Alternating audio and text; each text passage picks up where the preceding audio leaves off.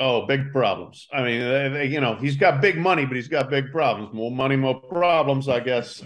You can't figure out how to possibly fire him because his contract's ridiculous. Yeah. But Crazy. people are getting disenchanted really quickly there, and the other great thing, he's got the recruiting, and people I think could rightly say, give these guys a chance to grow up a little. They are young. I mean, their star players are young. The problem is Jimbo, offensive guy, alleged quarterback whisperer. What's he whispering to the quarterbacks? Because it's not getting there. It's not translating. And really, since Jameis Winston, I'm not sure he's been a great quarterback coach necessarily. So, there were such high expectations, and I thought this team was a year away. I really did. I thought they were overrated coming into the season, but I didn't expect them to be this bad. I didn't expect them to lose to App State. So I'm going to the game in Tuscaloosa. If they get buried there, and Saban wants to prove a point and go hurry up in the last 2 minutes while he's up by 4 touchdowns, I'm not sure anybody would blame him after what happened in the offseason.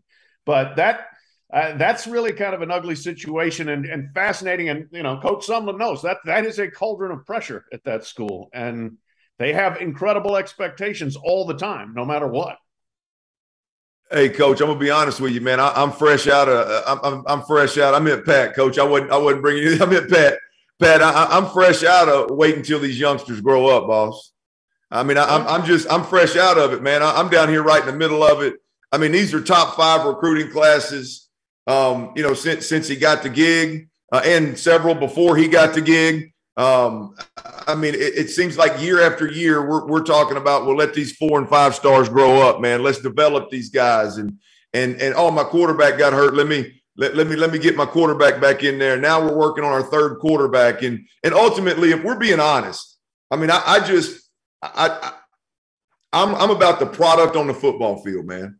And when I watch this offense, it is when you start talking about, let's say, top 25 teams, it is the most outdated offense that I watch. And that's just because I can't think of a better term. It's the most outdated.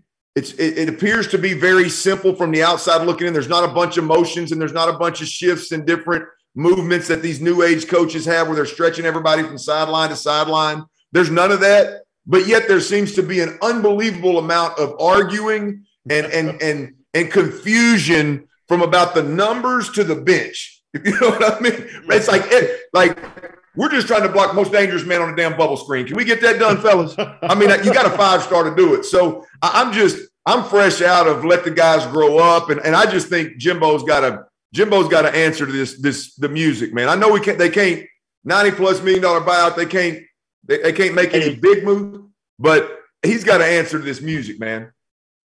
And then I guess to me, so we kind of were joking about this. It was me and you on here, Clinton, like week 3. We're talking about this is a legit thing, and now it's looking like that. You look at their schedule, you go to Bama, and that could be the one. If they can pull that one out, like Johnny Manziel era, I don't know if that's never gonna happen again. Rich,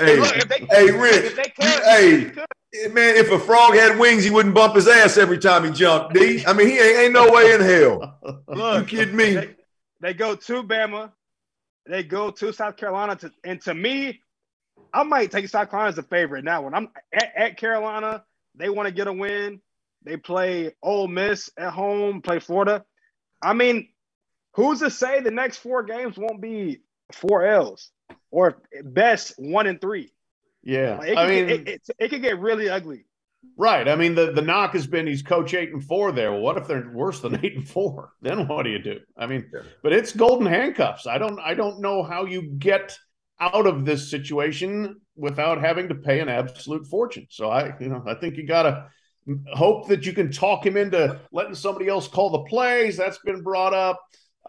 There's various solutions that have been offered, but I have a hard time figuring out any solution that doesn't involve Jimbo Fisher still being the coach in 2023. Yeah, look, guys, there's one obvious solution if you can't fire him, right? And you got to somehow take it out of Jimbo's hands because he doesn't appear to want to let it go. He's got to hire an offensive coordinator. And I said this earlier. I think the highest paid assistant coach in America next year should be the offensive coordinator at Texas A&M. Because, look, let's be honest. What Jimbo's doing from a recruiting standpoint is impressive now. I mean, it's impressive. He's 8-4, 5th in the West last year, and he's still getting these guys to come in there. I mean, I don't think everything Jimbo does is necessarily, hey, you got to get him. He's running a good ship. It's just that offense has to change, man. He's got to hire an OC. He's got to go ask the top 3 OCs in America, hey, you write the check. I'll give you a blank check.